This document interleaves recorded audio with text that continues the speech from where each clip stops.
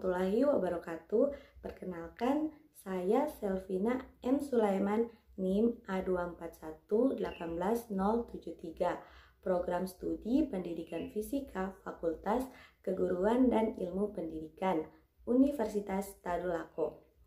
Nah, di sini saya akan menjelaskan materi mengenai kucing Schrödinger, superposisi, eksperimen celah ganda, dan pengukuran. Untuk lebih jelasnya, yuk kita simak.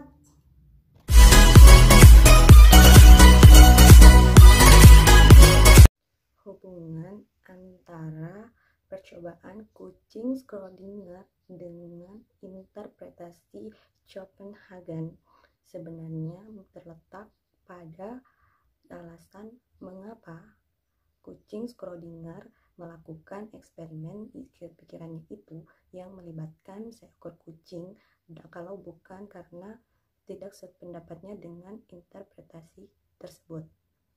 Nah, Albert Einstein juga merupakan salah satu fisikawan yang tidak setuju dengan adanya interpretasi Copenhagen tersebut.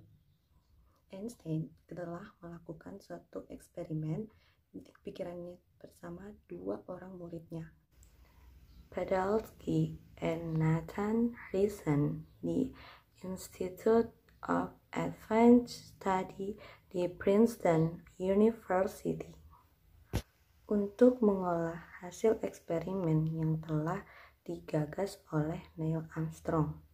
Nah, hasil eksperimen yang telah digagas oleh Neil Armstrong kemudian dituangkan dalam artikel yang berjudul Paradox EPR sesuai dengan singkatan nama-nama dari mereka.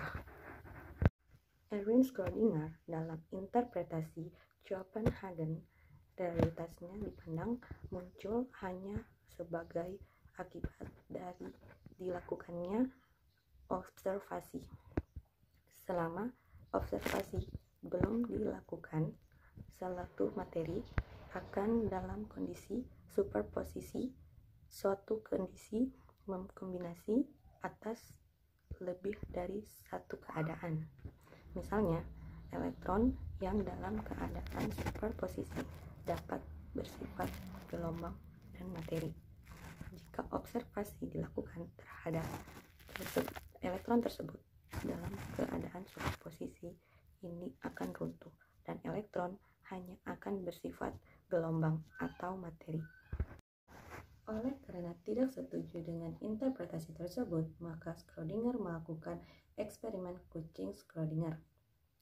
Eksperimen kucing Schrödinger ini melibatkan kotak baja tertutup, kucing, zat radioaktif yang kemungkinan sebanding untuk meluru dan tidak meluru dalam 1 jam, alat pengukur radiasi, palu, dan asam sianida atau HCN dalam tabung kaca tertutup. Alat pengukur radiasi, palu, dan asam sianida atau HCN dalam tabung kaca tertutup.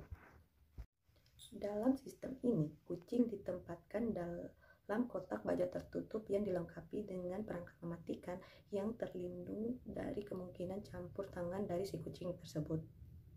Nah, zat radioaktif ini mempunyai kemungkinan perbandingan antara 50/50 untuk meluru dan tidak meluru dalam waktu 1 jam.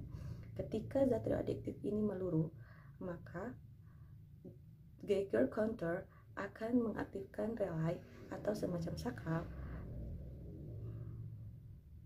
yang akan melepaskan palu yang akan memecahkan tabung berisi asam sianida yang akan membunuh si kucing dalam kotak. Jika kita telah membiarkan sistem ini selama 1 jam, maka kita dapat mengatakan kucing dalam kotak hidup jika zat radioaktif tidak meluru, dan jika zat radioaktif meluru, maka kucing dalam kotak akan mati. Dengan kata lain, kucing dalam kotak berada dalam 2 keadaan sekaligus, yaitu mati dan hidup. Jika sistem ini dikaitkan dengan interpretasi Copenhagen, bisa dikatakan bahwa kucing dalam keadaan hidup dan mati sampai dilakukannya observasi untuk menemukan Ini kotak yang menyebabkan runtuhnya salah satu keadaan, yaitu kucing yang hidup atau kucing yang mati. Nah, tentu sangat bertentangan dengan akal sehat bahwa akan ada kucing yang hidup dan mati dalam waktu bersamaan karena tidak pernah kita ketemui dalam realitas. Inilah yang ditunjukkan oleh Schrödinger bahwa konsep interpretasi Copenhagen begitu konyol karena tidak berdasarkan pada realitas. Eksperimen Schrödinger ini ingin menunjukkan bahwa interpretasi Copenhagen itu masih punya celah. Versi Copenhagen, keadaan ada dua secara bersamaan. Sebelum akhirnya ada yang mengukur, baru kemudian bisa diketahui posisi atau kejadian pada suatu elektron. Sementara versi Schrödinger, dalam percobaan pemikirannya, kucing Schrödinger bisa hidup atau mati. Hanya ada satu kemungkinan keadaan, tidak mungkin keadaan itu terjadi bersamaan walaupun sebelum kotaknya dibuka. Hal ini didasari bahwa semua hal di dunia terdiri dari elektron. Jika perilaku elektron saat menjadi elektron tentu tidak bisa disamakan.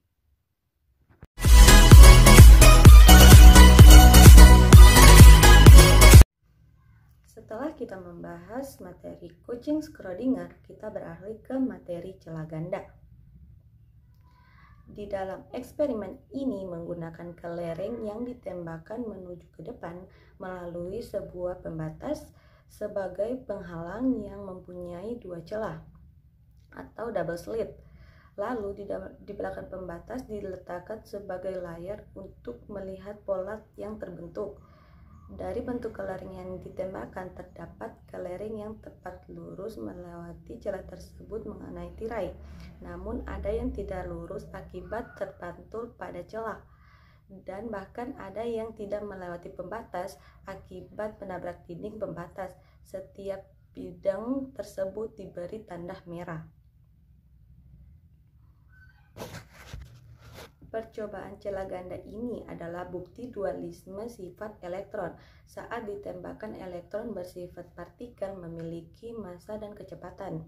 Dalam percobaan celah ganda, pola interferensi terbentuk karena interferensi dua posisi, kondisi di mana elektron melewati celah sebelah kiri dan kondisi di mana elektron melewati celah sebelah kanan. Sebuah elektron bersama-sama melewati celah kanan dan kiri dalam waktu bersamaan dan berinterferensi antar keduanya. Elektron berinterferensi dengan dirinya sendiri. Inilah yang membuat elektron jadi berada di kondisi superposisi. Ketika melewati celah, sebuah elektron menabrak layar, elektron berada dalam superposisi. Hasilnya terbentuk pola interferensi garis terang dan garis gelap pada layar. Pola garis terang menunjukkan posisi di mana elektron besar, sedangkan pola garis gelap menunjukkan kecilnya elektron yang sampai. Hanya satu fenomena yang bisa menjelaskan hasil strip seperti ini, yaitu gelombang. Ketika gelombang melewati sebuah lubang, di ujung lubang terjadi penyebaran, maka ada dua gelombang yang terbentuk. Pada area tertentu keduanya akan menyatu, sedangkan untuk di area lainnya keduanya akan saling tolak-menolak sehingga menimbulkan pola strip atau garis-garis. Sehingga gelombang yang melewati celah akan berinterferensi dan membentuk garis terang gelap.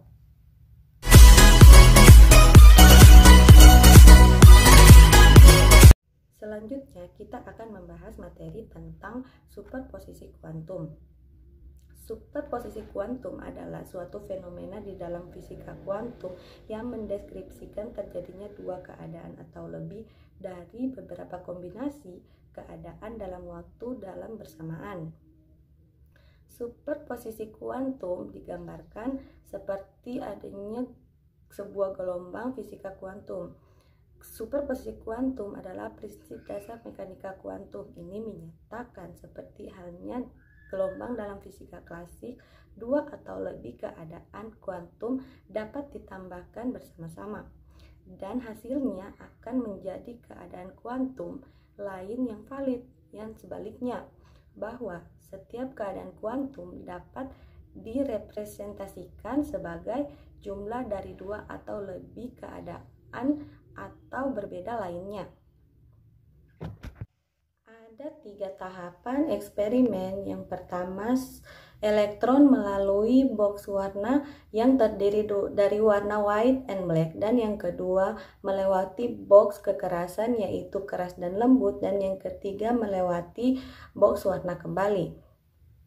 Untuk mempermudah pemahaman bahwa elektron yang teliti ada 800 buah saja.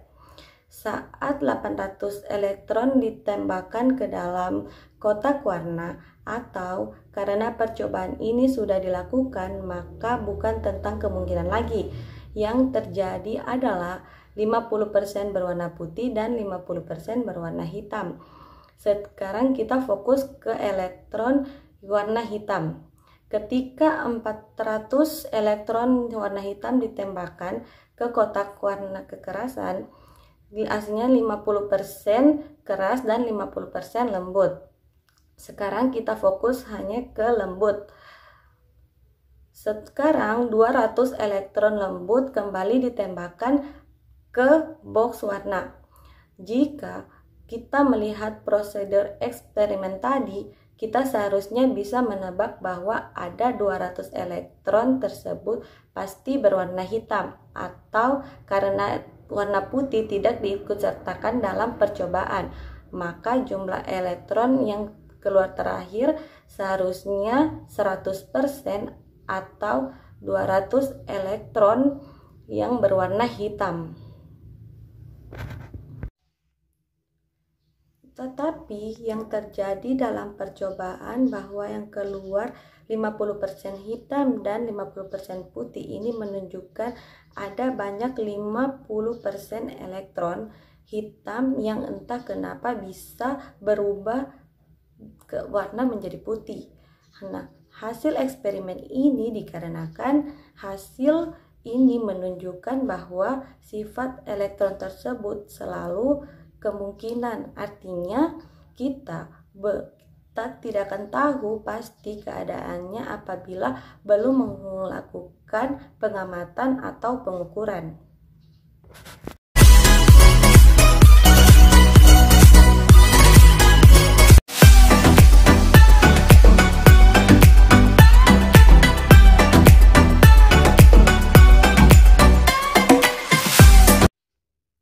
Inilah yang disebut masalah ukuran mekanika kuantum. Fisikawan secara umum tidak setuju pada resolusi. Ada berbagai interpretasi. Salah satu interpretasi itu disebut interpretasi von Neumann-Wigner.